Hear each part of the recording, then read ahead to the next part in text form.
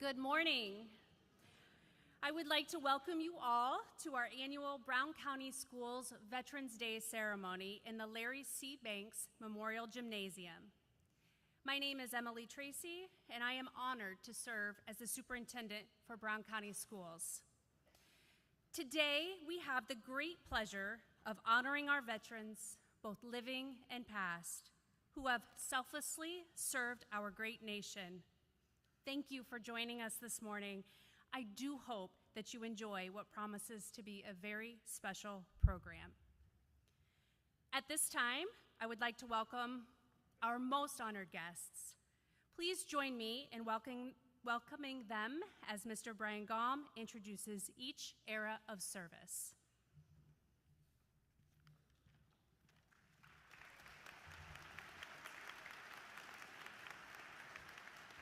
Good morning, everyone. As the banners advance, please acknowledge our veterans. We'll start with the World War I banner, and if we could observe a moment of silence for the fallen.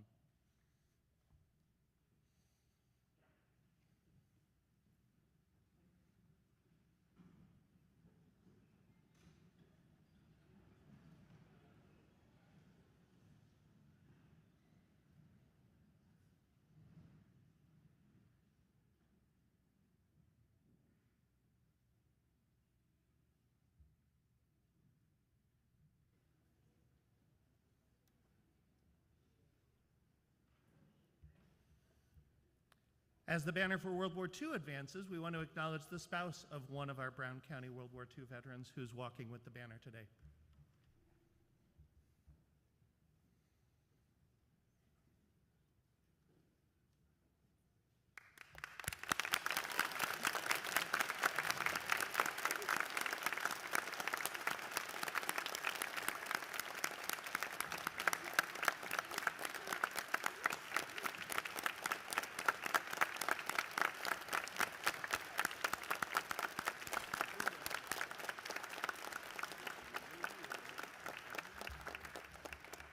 The veterans of Korea.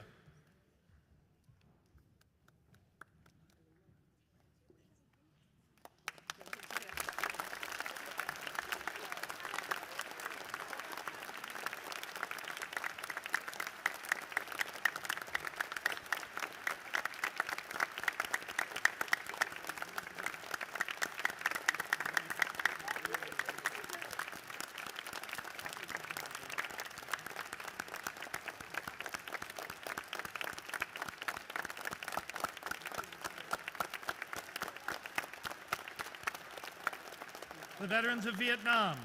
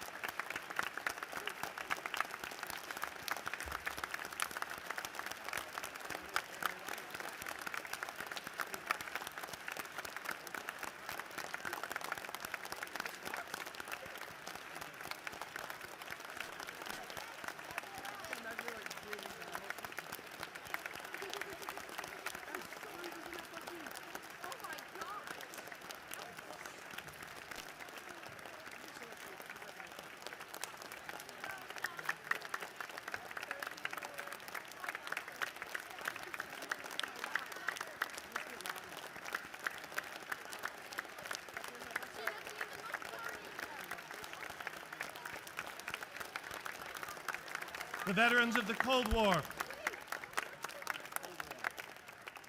she's walking with her husband. Jungle.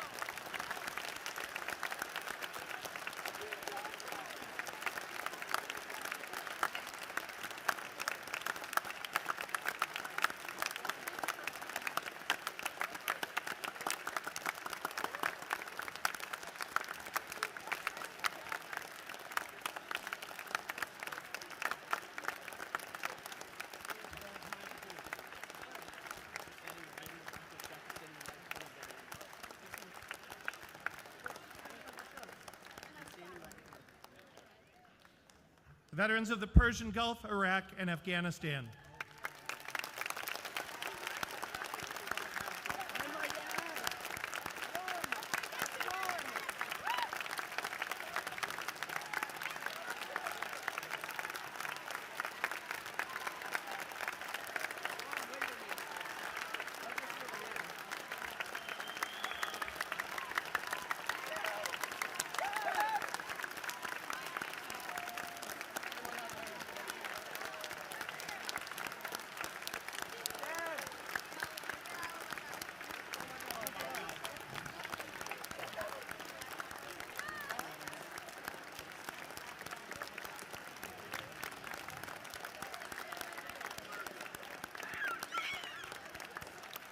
And the members of the Brown County Honor Guard.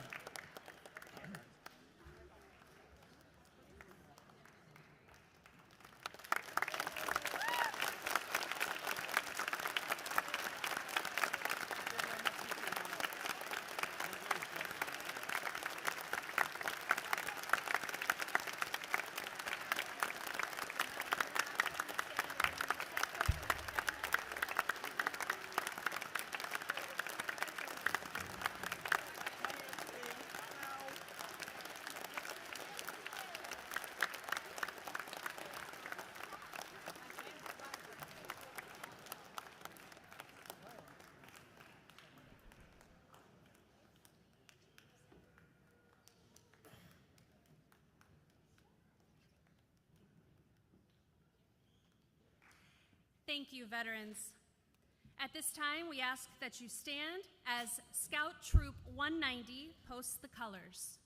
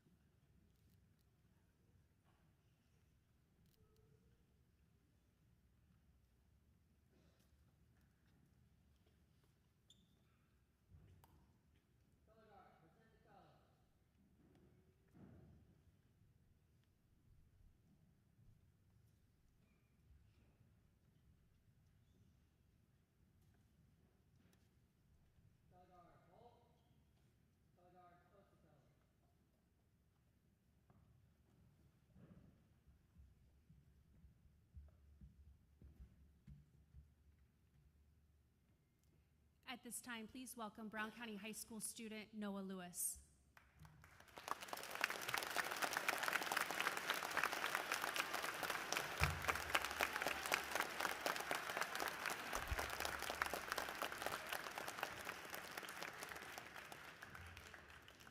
Please stand as you are and as able and join me in the Pledge of Allegiance. I pledge allegiance to the flag of the United States of America.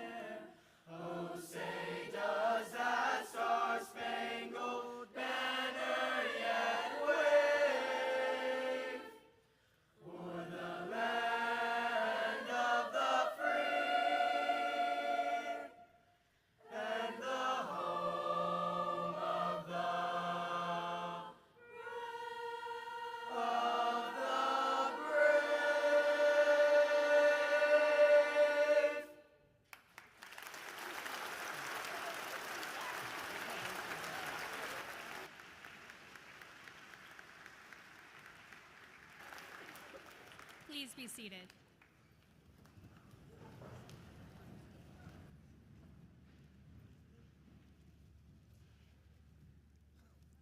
I would like to pay special recognition to any widows of veterans that have joined us today. Please stand where you are to be recognized. Thank you for your service.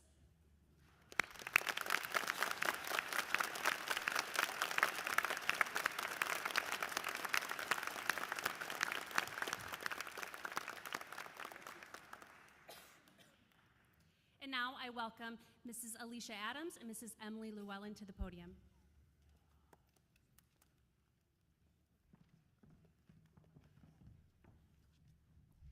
Good morning.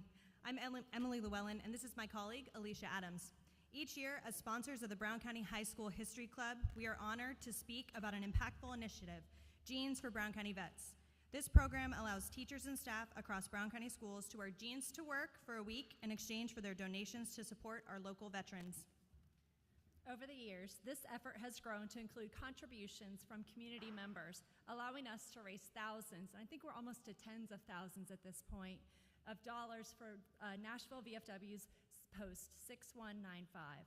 Once again, we invite our community to join us in supporting this important cause. Following the ceremony, you'll find History Club members stationed throughout the gym with canisters ready to accept donations for our local VFW post. Every contribution, no matter the size, makes a difference and directly benefits Brown County and our veterans.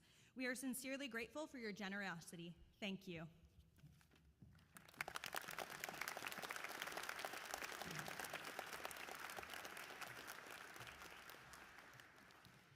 And now, our Brown County High School Band and the combined middle and high school choir will perform Armed Forces, the Pride of America, narrated by Brian Gaum. We invite our service members in attendance to stand and be recognized when their branch is named.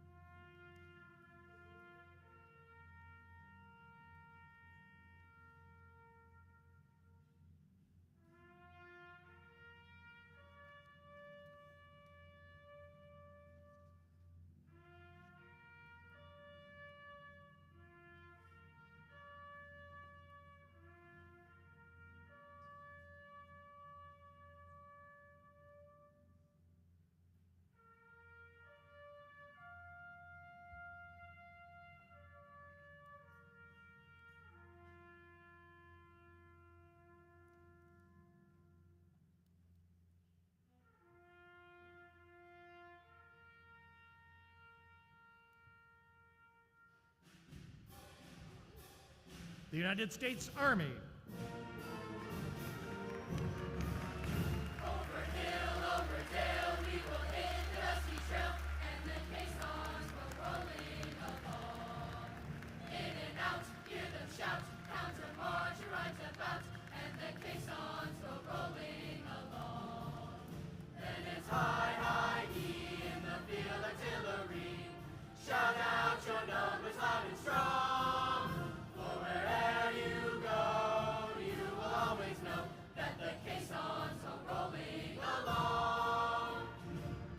United States Marine Corps.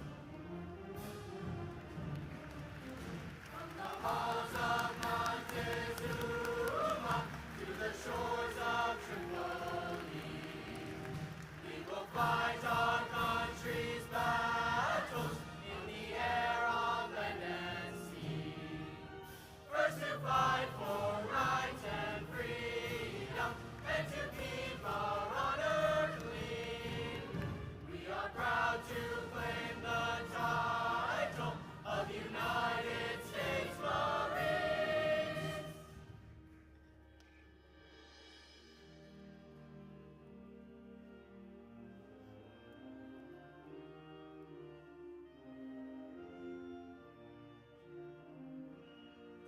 The United States Navy. Anchors away, my boys, anchors away. Farewell to college joys, we sail and break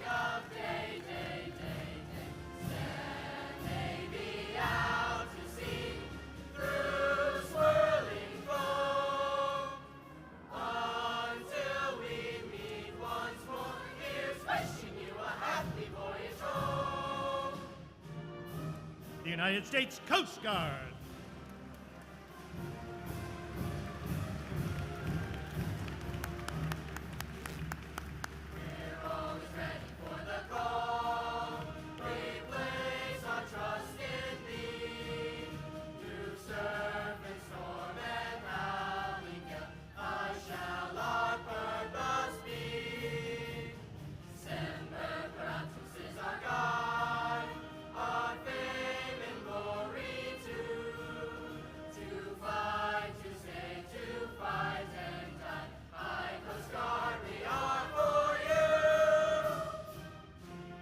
United States Air Force.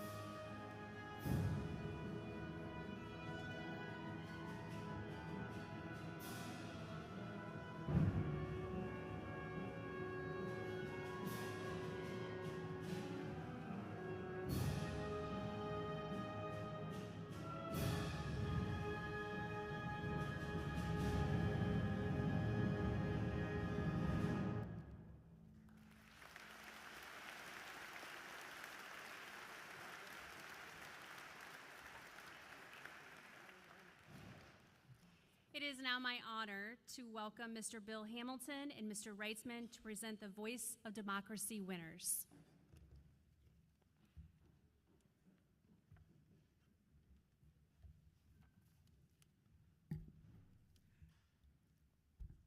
Thank you, everyone, for being here today to honor the veterans and all our comrades, their families, members of the community, and guests this Veterans Day. We want to thank our superintendent, Ms. Emily Tracy, principals, teachers, staff, and all the students who have helped make this happen.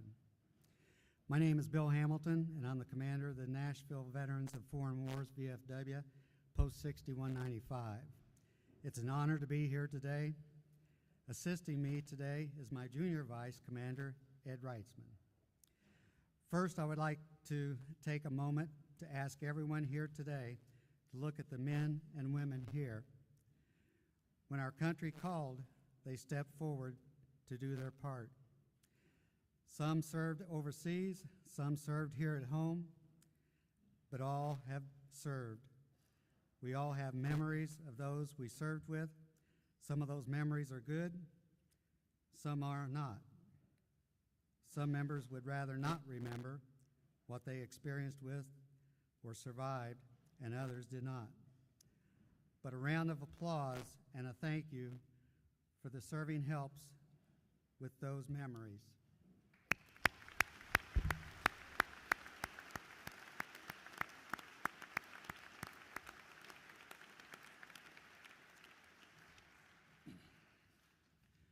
Today, I would like to thank everyone for the support that Brown County always shows her veterans. Did you know that Brown County is home to the remains of service members dating back to the American Revolution? Today's young citizens also continue to proudly serve. Our current veterans organization provides the flags that are placed on the graves on our military veterans every May. Volunteers and students have helped place those flags. We thank you for your assistance. Every May, we sell Buddy Poppies.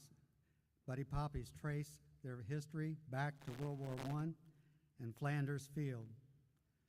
The donations we receive pay for the awards we are giving out today and our other school-based projects. The patriotism and generosity of Brown County is inspiring. Thank you for all your loyal support. Each year, the VFW wants to recognize students and teachers through the Patriots Pen program, the Voice of Democracy program, and the Smart Mayor Citizenship Education Teacher Recognition Program. Each one is judged by a panel of veterans and community members. This year, the Voice of Democracy theme is America Today, Our Forefathers' Vision. Students in the high school competed on the audio essay. One top 3 winners will advance to the district level, where they compete with the winners from the 15 posts in our district. The district winner then advances to the state level, and the state winner advances to the national level. The state winners will receive a trip to Washington, D.C., and at the national level, they may receive up to a $300,000 scholarship. This year, we are happy to honor congratulate the winners of the Voice of Democracy. Our third place winner for the Voice of Democracy is Juliana Gallagher.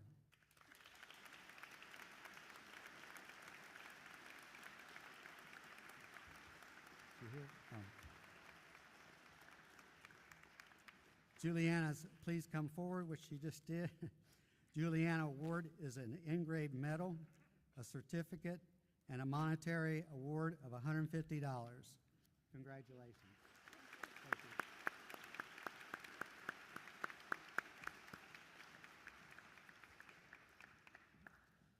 Our second place winner of the Voice of Democracy is Owen East.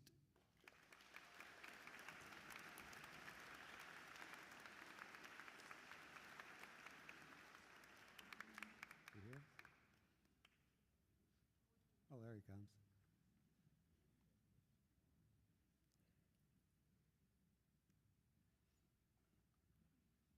How you doing, sir? Owen's award is an engraved medal, a certificate, and a monetary award of $200. Congratulations.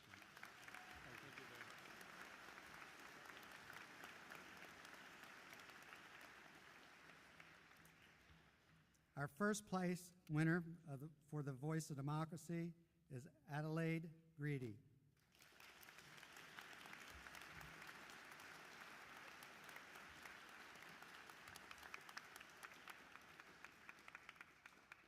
Adelaide's award is an engraved medal, a certificate, and a monetary award of $250. Congratulations.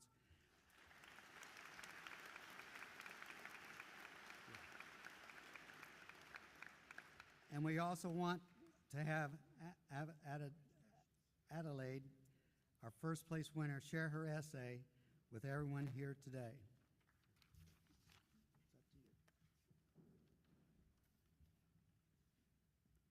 The United States of America today stands as a global superpower where all citizens have the rights of life, liberty, and the pursuit of happiness. Our society was shaped by the ideals of our founding fathers, the ideals of individual rights and freedom. Yet, as our nation navigates the challenges of the 21st century, it is worth asking whether our America today truly reflects what our forefathers envisioned nearly 2 centuries ago. When trying to understand the answer to this question, it becomes clear that while the foundation of their vision is still in use, the evolution of the United States of America has added on to their vision. Despite the fact that America has changed dramatically since the colonists declared independence, we continue to use democracy and the Bill of Rights to reflect our forefathers' ideals. The democratic principles of representative democracy, where citizens elect representatives to serve their interests, remain at the heart of the U.S. political system. This embodies our founders' commitment to self-governance. Not only do we still use a democratic system of government today, we also still use the Bill of Rights to outline our rights as citizens of America. The Bill of Rights makes it so that the people are able to have their rights of speech, religion, assembly, and more safeguarded from being stripped away. These rights of speech, religion, and assembly have been fundamental to American society since the founding of the nation. These rights have evolved through various interpretations and court rulings over the years. For instance, the right to free speech has expanded to include not just spoken words, but also symbolic speeches, such as protests and social media posts. The right to practice any religion freely has been upheld, but has now expanded to a broader range of beliefs and practices, ensuring that all American citizens can worship without discrimination. Similarly, the right to assemble peacefully has been a cornerstone for social movements and public demonstrations. Despite these changes, these rights remain crucial as they empower individuals to express their beliefs and stand up for their rights, just as our forefathers intended. One thing that has evolved from our founding fathers' vision is the love and respect we have for our veterans. In the times of the Revolutionary War, the Continental Congress passed legislation to provide medical care for disabled veterans. They also established hospitals, medical care services, promised land grants, and promised pensions for veterans and soldiers. Even though the government attempted to help at the time, it was considered new, temporary, and unable to uphold financial stability. This caused many Revolutionary soldiers to struggle to receive the benefits that they were promised once the war was over. Although veterans were still seen as heroes back then, they are now held in very high regard and are well taken care of. The things we offer today for our veterans, such as veteran affairs, disability compensation, pensions, and support of veteran-owned small businesses, are things that our forefathers wanted to see happen but could not execute in their time. Ultimately, while the basic framework the founders created remains intact, modern interpretations of their vision reflect the evolving needs and values of contemporary America. These interpretations have made the United States a better place where all citizens can feel equally represented and cared for by our government.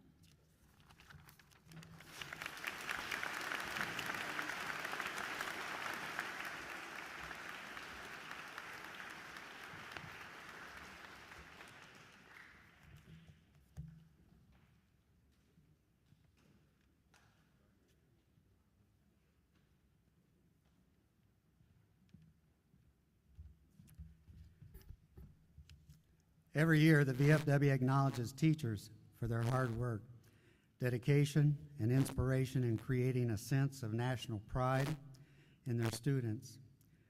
We are able to nominate an elementary, middle school, and high school teacher every year. This year, the VFW Post 6195 is recognizing 2 of our teachers for their outstanding efforts. At this time, we would like to recognize Michelle Joy of Helmsburg Elementary and Abby Magner of Sprunica Elementary.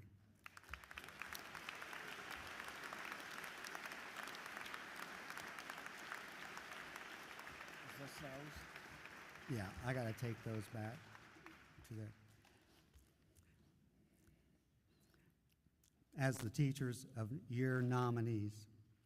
Thank you for supporting our students, teachers, and our veterans. At this time, I will turn the program back over to Superintendent Tracy.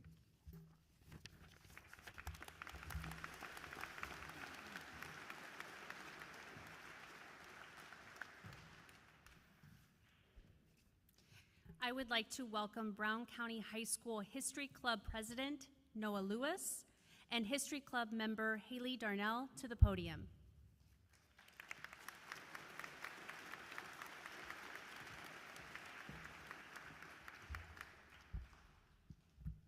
Good morning. In the United States, we hold profound respect for those who have served and are currently serving in the armed forces. Our gratitude stems from many reasons, but primarily it is their sacrifice to protect those that they cherish that resonates most. These brave men and women have faced life-threatening situations, gaining experiences that they will one day share with future generations. Even if you do not personally know a veteran, their courage enables all of us to build friendships, take risks, and grow as individuals. Veterans serve not only for themselves, but for each and every one of us and the values our nation represents. Their sacrifices grant us the privilege of living securely, freely, and in unity. This is why our veterans are invaluable. They risk their lives for us all, yet their dedication would not be possible without the steadfast support of loved ones left behind. In recognition of this, Brown County High School's History Club has created this video to honor both those who served and those whose unwavering support enabled them to do so. We would like to extend a special thanks to the families who have filled the void left by service. We express our deepest gratitude not only for your loved one's service, but for the sacrifices you too have made. With that, we invite you to watch this tribute video. Thank you.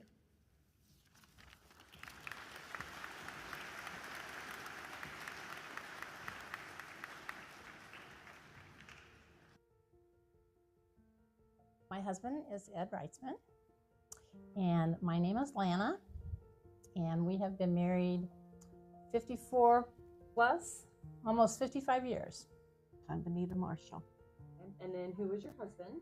Captain Henry Clay Marshall. My husband is First Sergeant, Senior Master Sergeant Bill Hamilton. He was in the Air Force for 33 years. And I'm Judy Hamilton, his spouse. I'm a retired teacher. My husband is Steve Snyder, and we've been married for 29 years in May. And we met right before I graduated high school. I was 18 and he was 20. Hi, I'm Carolyn Dowden. Okay, and then who was your husband? My husband was Richard Allen Dowden, who is my husband, Herb Ross. When he was in the Navy, I was not married to him. I didn't even know him. So then after we got married, I learned all about his adventures and all the things that he'd done. My husband is Taylor. He's the best thing to ever happen to me and such an answer prayer, and I love him. And a little bit about me is I'm 27 and I own a coffee shop. So my husband is Kyle Miner. He is the school resource officer here at Brown County School Corporation. My name is Sterling Miner, and I co-own REMAX team here in Nashville. We were married in June 1970, and he deployed January? Early January. Early January 1971. So we were together 6 months as a married couple before he was deployed. We had known each other, believe it or not, since he was 10 years old. We've been together for 31 years, and he was deployed right after we moved down here in '99, which means we were married for 8 years when he deployed. I'd already served 6 years before we got married. About like 3 when we met. Yeah. Yeah. So she knew what she was getting into. Somewhat. I'm Edie, and I've been married to her for 42 years next week. We've been together 7 months. 7 months. 7 months? We've been together almost 10 years, but we had only been together 3 years Yes. when you joined the military.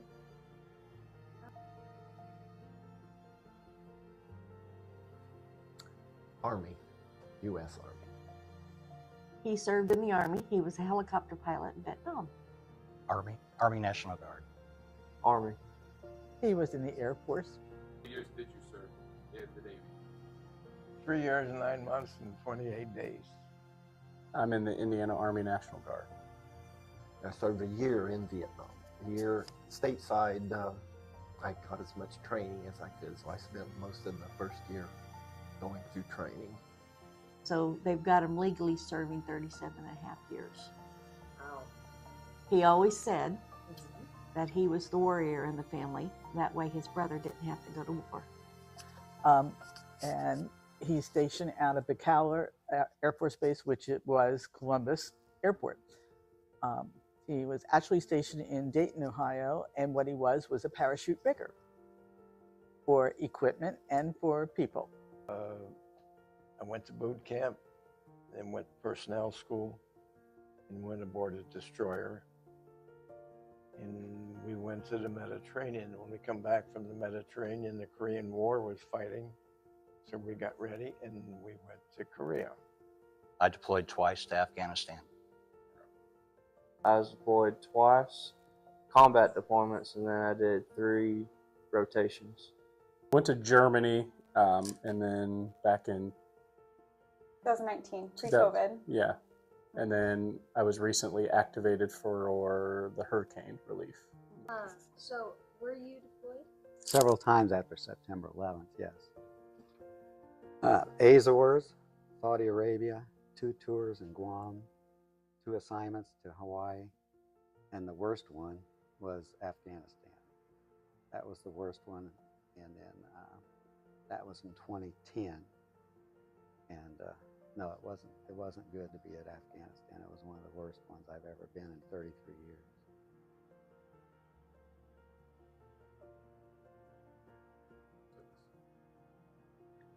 Gave me hope, something to look forward to. I'm just proud of him. He did what he wanted to do. She was always taking care of everything while I was gone, and she would send me things that I couldn't get or needed for my men. because I was in charge of a lot of men back And I'm sure that was a good like pick. Yeah. I've learned that mail call every day was a big deal because like 4 guys would go with him to mail call to see what, if I had sent a package and if it had arrived and what was in it for them. Everybody talks about the veterans and what the veterans do and all this, but they don't talk a lot about what the wives do and what they have to go through with. I mean, she's my hero because, I mean, it's really tough. When I left, she basically became a single parent, and just in the blink of an eye like that. So she had to deal with all the stuff that she would normally deal with, and then all the stuff that I would deal with if I was there. It's hard on the spouse at home. Oh, I'm very proud of him. He's very involved with the VFW. He goes to their meetings every month. And anything in the county, he helps with the poppies. He helps with anything they ask, he will volunteer. I think as a man, it really strived me to do a lot more. I know that she can handle whatever, whatever life's going to throw at her during that time. I was proud, that he was able to represent our county in that respect, and that he took on that responsibility and didn't walk away from it. It takes patience, it takes time, and it takes talking to each other.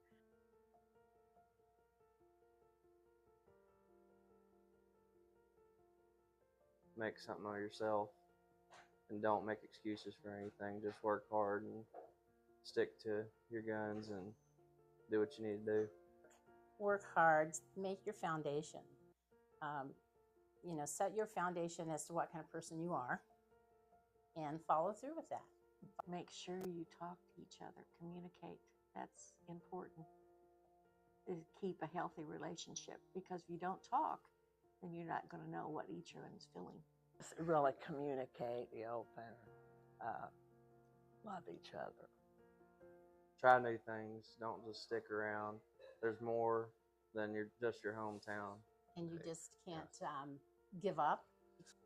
In any relationship, whether you're in high school, but anytime you're in a relationship with someone else, it's giving it time and talking to each other and being honest about it. It's a long road. Like, you definitely got to be able to make sure your partner is going to be there to pick up the slack and just handle everything while you're gone. There's no greater honor than being, a military wife.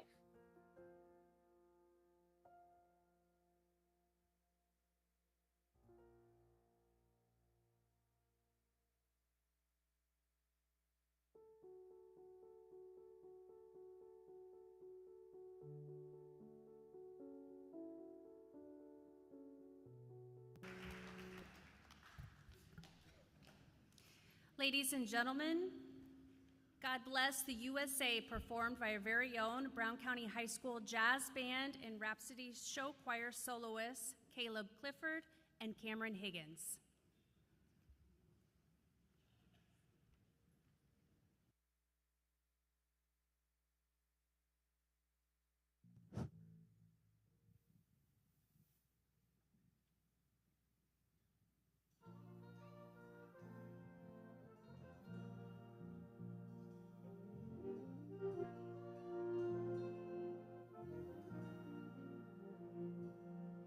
If tomorrow all the things were gone you worked for all your life, and you had to start all over with just your children and your wife, you'd thank your lucky stars to be living here today, 'cause the flag still stands for freedom, and it's time we stand and say,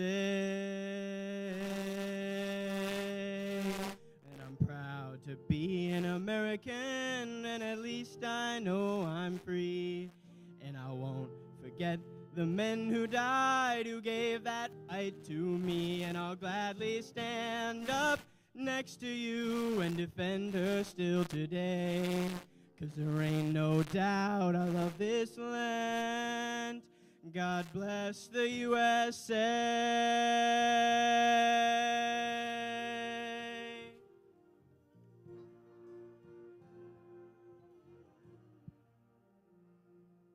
From the lakes of Minnesota to the hills of Tennessee, across the plains of Texas, from sea to shining sea, from Detroit down to Houston and New York to LA, there's pride in every American heart, and it's time we stand and say, I'm proud to be an American, where at least I know I'm free. And I won't forget the men who died, who gave that life to me. And I'll gladly stand up next to you and defend her still today. 'Cause there ain't no doubt this land. God bless the USA.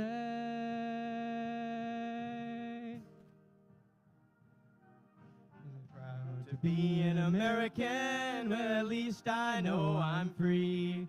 And I won't forget the men who died, who gave that right to me. And I'll gladly stand up next to you and defend her still today. 'Cause there ain't no doubt I love this land. God bless the USA.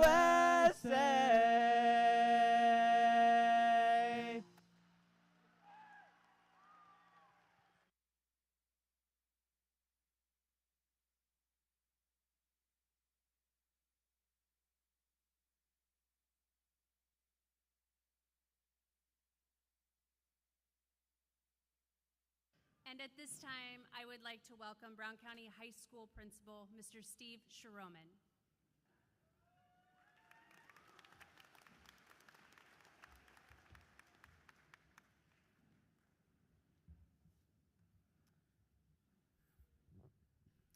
Good morning, students, faculty, staff, families, and honored guests.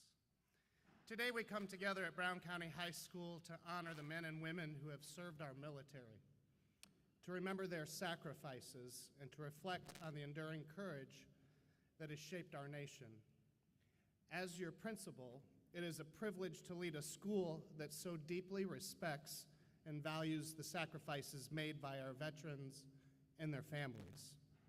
Veterans Day is a time for us to remember not just the history of our nation's military, but the personal stories of sacrifice that often go untold.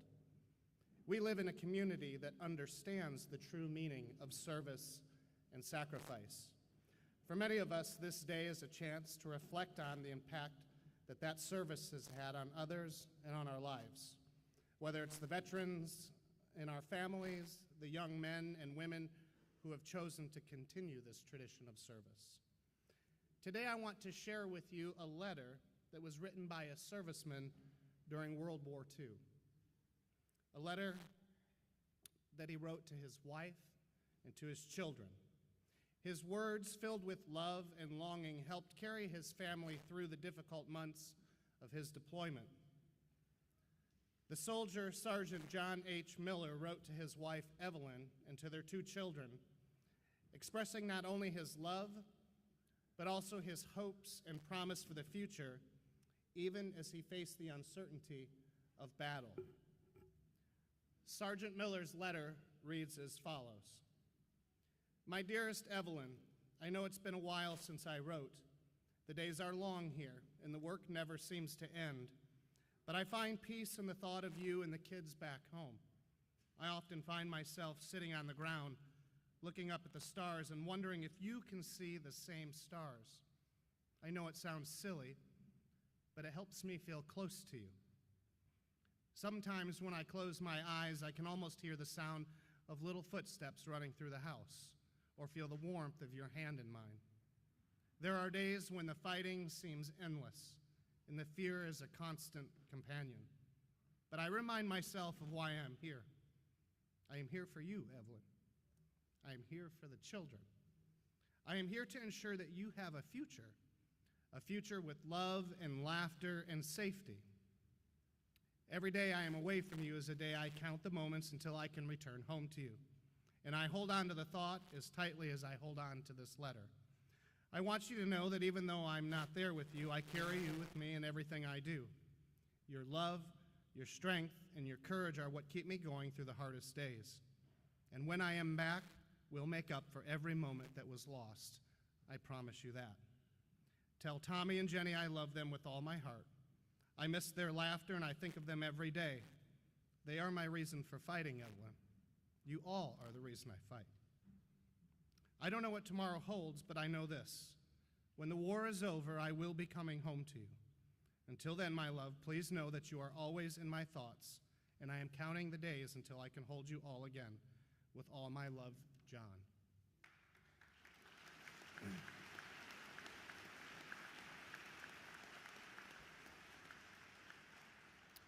Sergeant Miller's letter is a powerful reminder of what it means to be a soldier, not just in the moment of battle, but in the quiet, reflective moments when a soldier looks beyond the hardships of war and focuses on what he is fighting for, the love of his family, the hope of returning home, and the promise of a better future. Sergeant Miller never knew exactly when he would return home, and like so many soldiers, he faced the constant fear of what might happen in the days ahead. But he wrote this letter, filled with love, because he knew it would provide comfort to his wife and children during the difficult months. It was his way of saying, I am still here, I am still with you, and I will come home. For Evelyn and their children, this letter was not just a message from the battlefield, it was a lifeline. It reminded them that even in his absence, Sergeant Miller was present in their hearts, and that his love for them was stronger than distance that separated them. This letter is one of thousands that were written by soldiers to their families during wartime, letters that served as emotional anchors, offering comfort and strength during the hardest of times. Soldiers wrote these letters to remind their loved ones that they were not alone, that they were still loved, and that the sacrifice would ultimately be worth it. These letters were the quiet acts of courage that happened behind the front lines, personal, intimate, and filled with hope.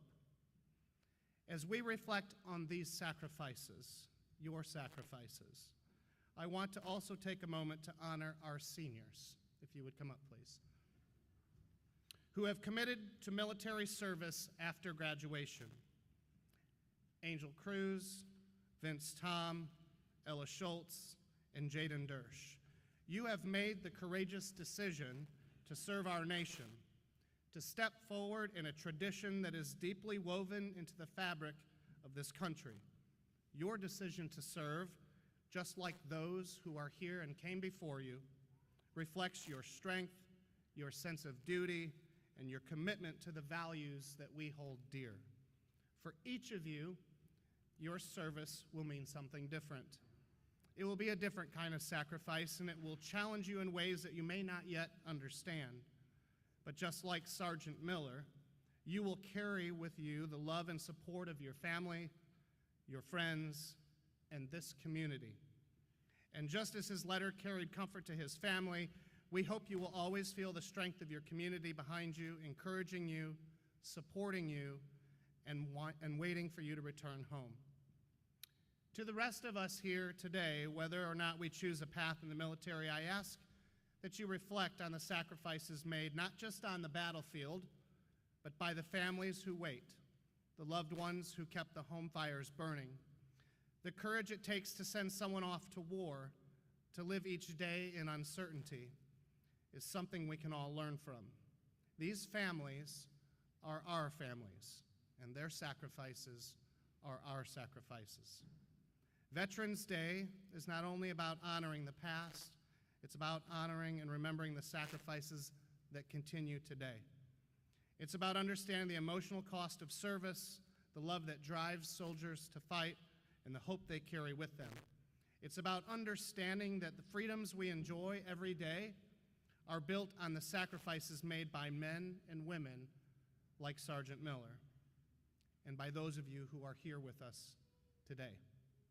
So to all of our veterans, to the families who have supported them, and to the students who are committed to serve, thank you. Your sacrifices do not go unnoticed, and we are forever grateful for your service. May we continue to honor and remember these sacrifices, not just today, but every day. Thank you.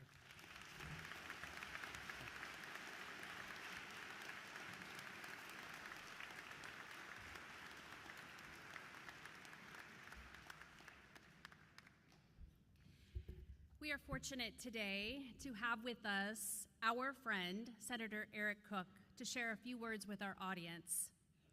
Senator Eric Cook proudly serves the people of Indiana's 44th District, representing Brown, Jackson, Lawrence, Monroe, and Orange counties. A dedicated public servant, Senator Cook has committed himself to issues of public safety, veterans' rights, and economic growth. With deep roots in Indiana, he's long championed policies that support and honor our military and veteran communities. Senator Cook's commitment to service extends beyond his legislative work. He is a respected advocate for rural communities and a steadfast supporter of initiatives that strengthen Indiana families. We are honored to welcome Senator Cook today to our Veterans Day ceremony.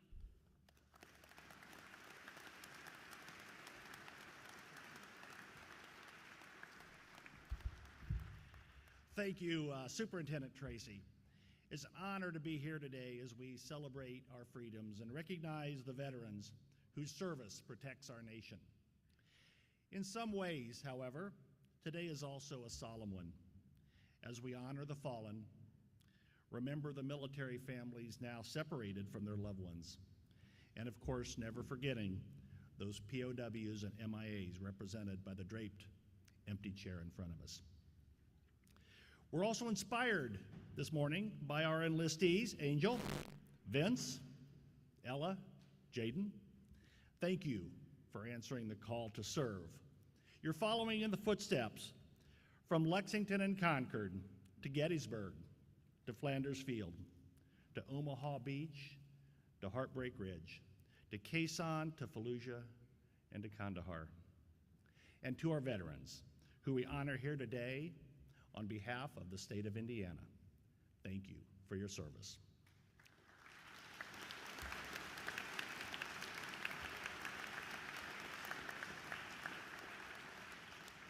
God bless you all. God bless our veterans, and God bless the United States of America. Thank you.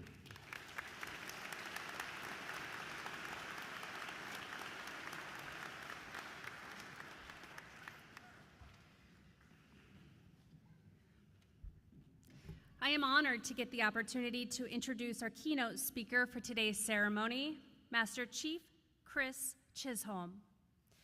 Master Chief Chisholm was born and raised in Garrett, Indiana, grew up on a small farm, played sports, was an FFA president, graduated in 1981. Went to Indiana University in Fort Wayne for 2 years, and then joined the Navy and the coveted nuclear power program in 1983. Master Chief's career took him to many parts of the world on the 5 Nimitz-class aircraft carriers that he served on. He served 3 instructor tours at the Nuclear Power Training Unit outside of Saratoga Springs, New York. He was qualified to supervise and operate the nuclear reactors and all support equipment needed for long-term deployments.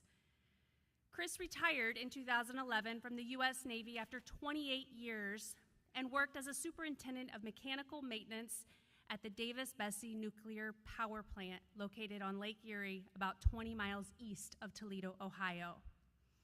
Chris retired from there 2 years ago, keeps busy on his small farm with a pond, drives a school bus for the local school district, which he thoroughly enjoys. He's married to his classmate Pamela, and they enjoy their pets, their community, and their freedom. Please welcome Chief Chisholm.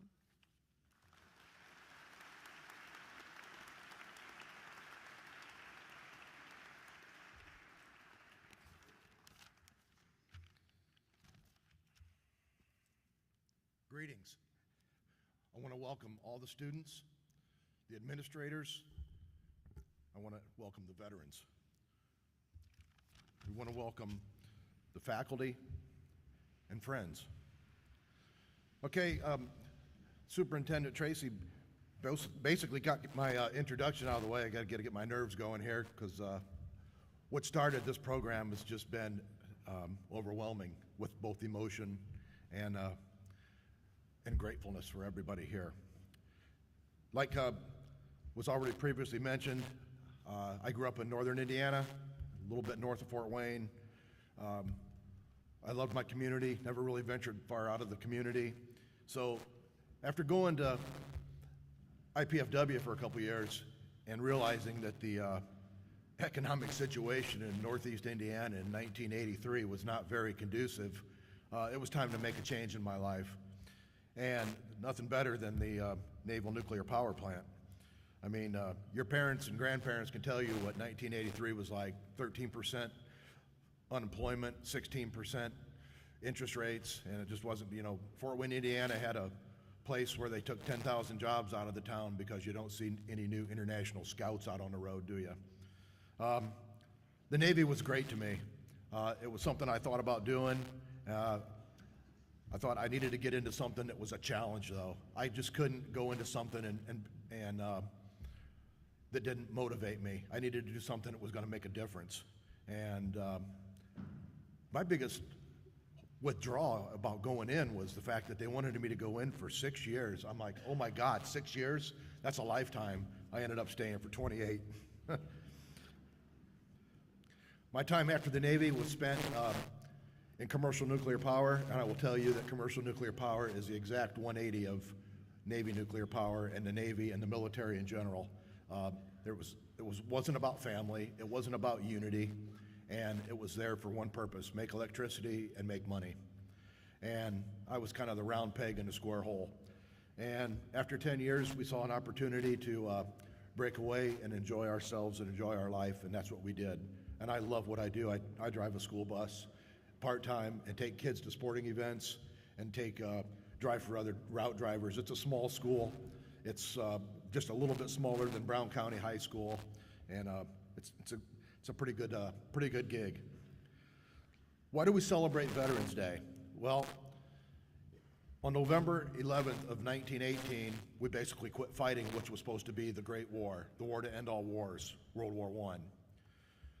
1 year later, in 1919, on the 11th hour, the 11th day of the 11th month, President Wilson said this is going to be Armistice Day, and we take time out of our lives to celebrate, you know, the sacrifices that were made. It kind of stayed that way until after World War II, and wasn't World War I obviously wasn't the war to end all wars. World War II began and ended finally, and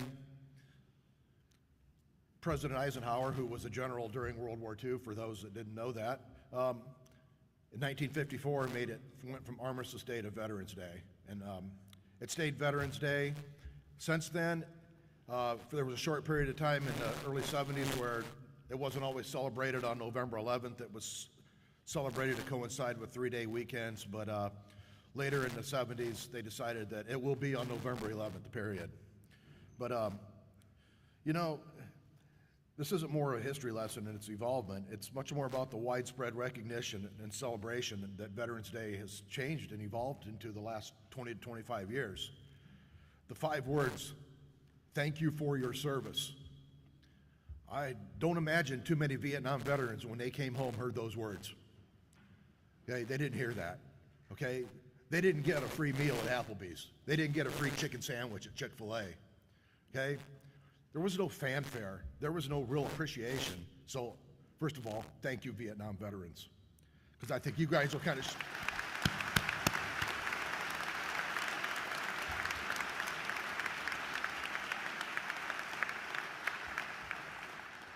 I think you guys were kind of short-changed a little bit.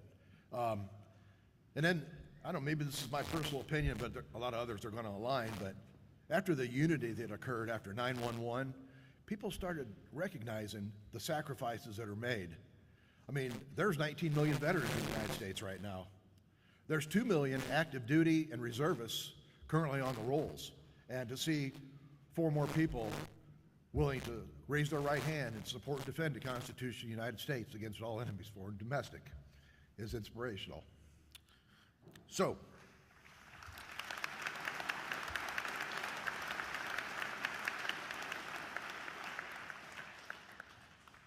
And like was already spoken by a previous speaker, the recognition of the sacrifices that are made by the spouses and the families at home.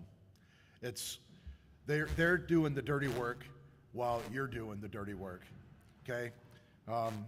You know, back to that thank you for your service, there was a point where when they first started doing it, I'm thinking, well, why are they thanking me? I mean, I wasn't in a foxhole shooting a rifle, getting shot at. I was in an engine room on an aircraft carrier making steam to launch and recover aircraft that did go into foreign lands and put warheads on foreheads, okay? This is for the elementary students. A Nimitz-class carrier is a 1,092-foot naval warship. It's the largest ship in the Navy.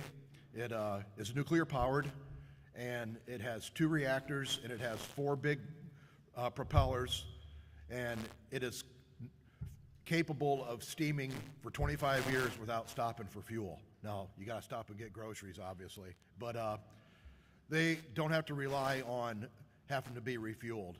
And so the projection of sea power is as much of a deterrent as anything. And so when I say Nimitz-class carrier, I want for everybody, students, to know that that's what it is. It's the 68 class carrier that has been the forefront of our projection of sea power for the last 50 years.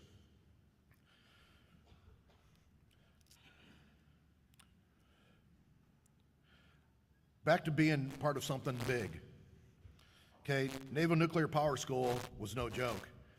So I left IPFW and was going to dive into the Navy, and then I found out that it had a 40% failure rate for Naval Nuclear Power School. And I'm like, there is no way I'm going to fail this. So studied, you did 6 months of nuclear power school, and at that time it was in Florida.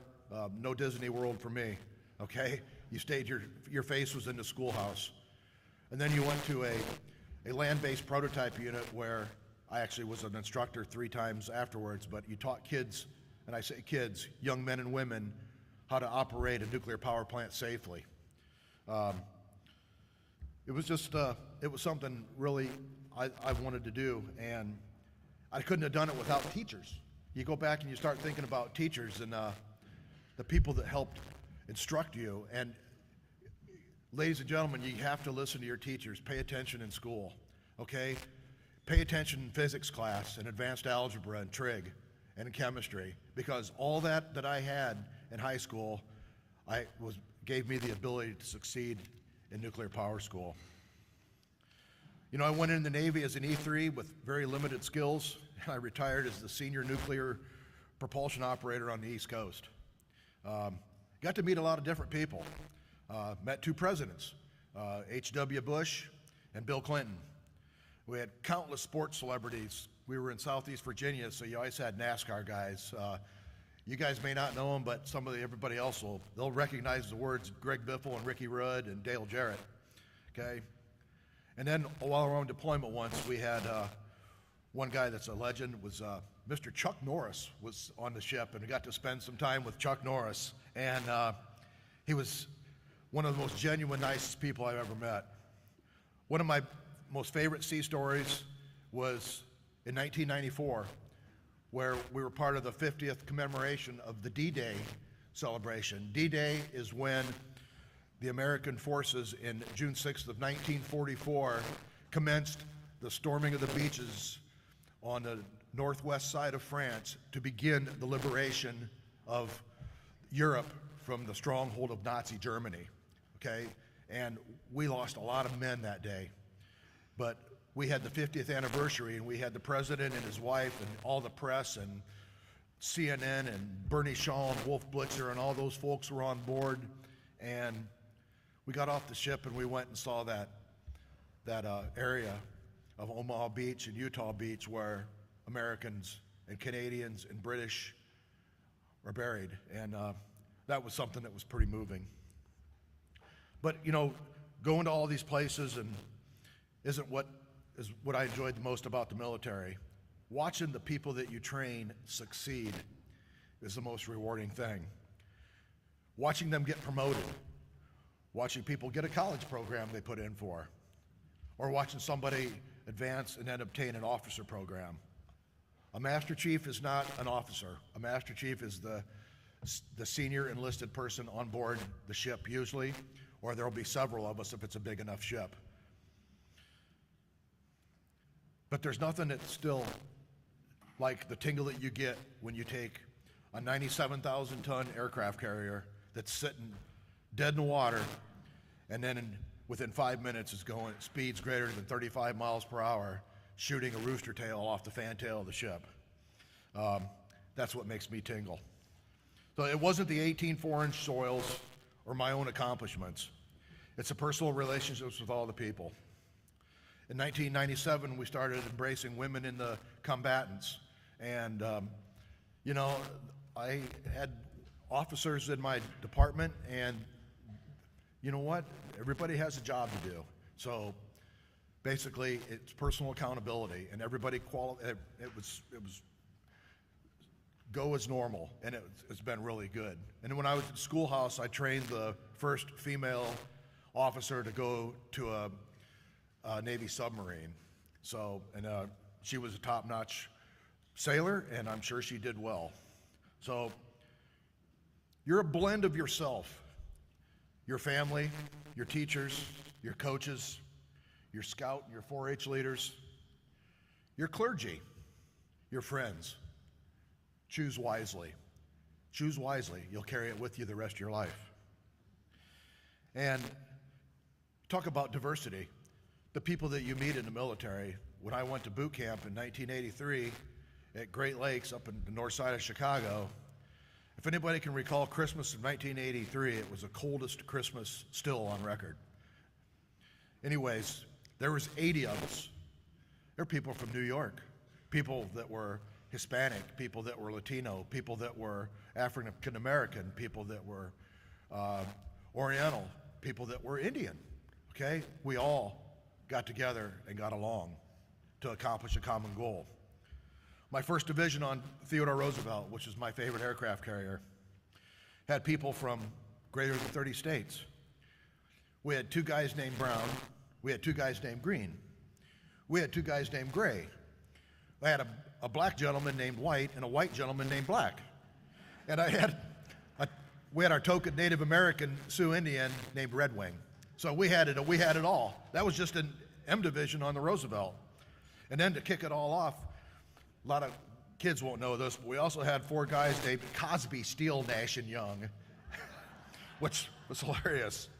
I'm going to tell a story about accountability and about rules and regulations.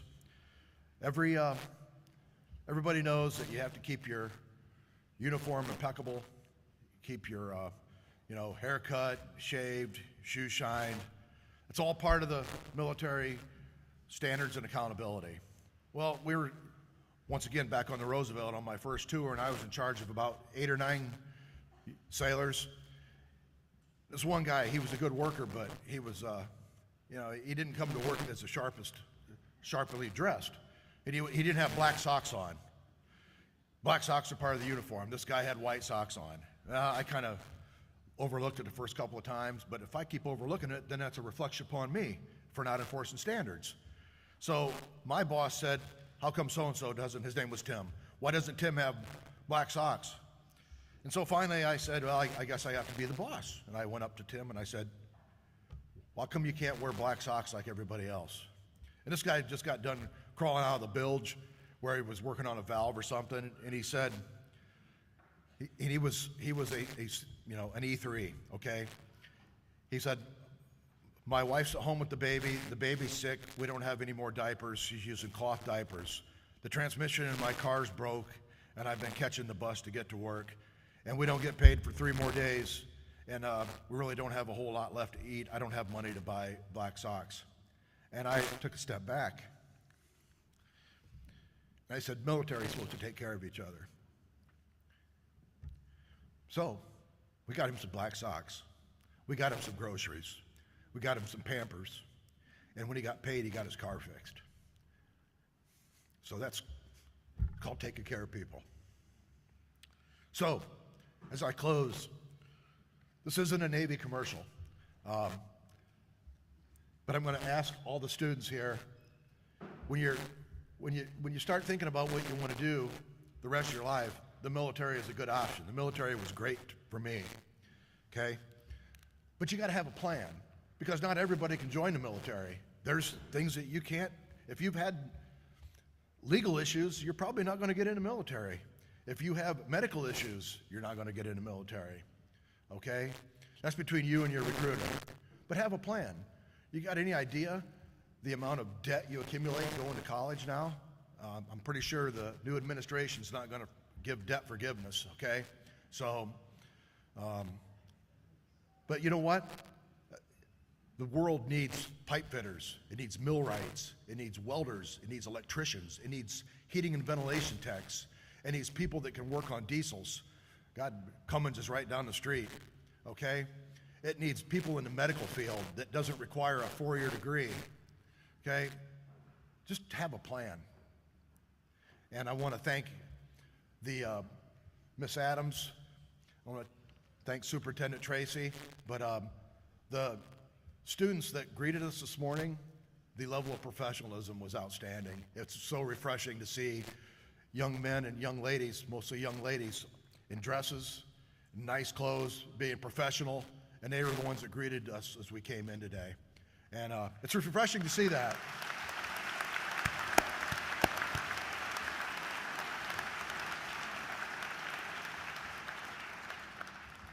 Thank you, veterans. Thank you, Brown County High School. This has been a pleasure.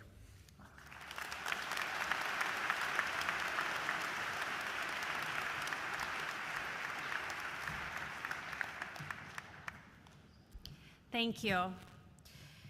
I'd like to just take a couple more moments to thank our outstanding musicians who are assisting with our program today and our Brown County High School History Club for all of their assistance. We sincerely appreciate Brown County High School, Brown County Middle School choirs led by Jackie Stewart, and our Brown County High School band led by their director, Matt Finley. I also want to take a minute to thank our very own Mrs. Alicia Adams and Mrs. Emily Llewellyn for their relentless pursuit to support our military families, resulting in Brown County schools receiving the Purple Star designation for each one of our schools in our district.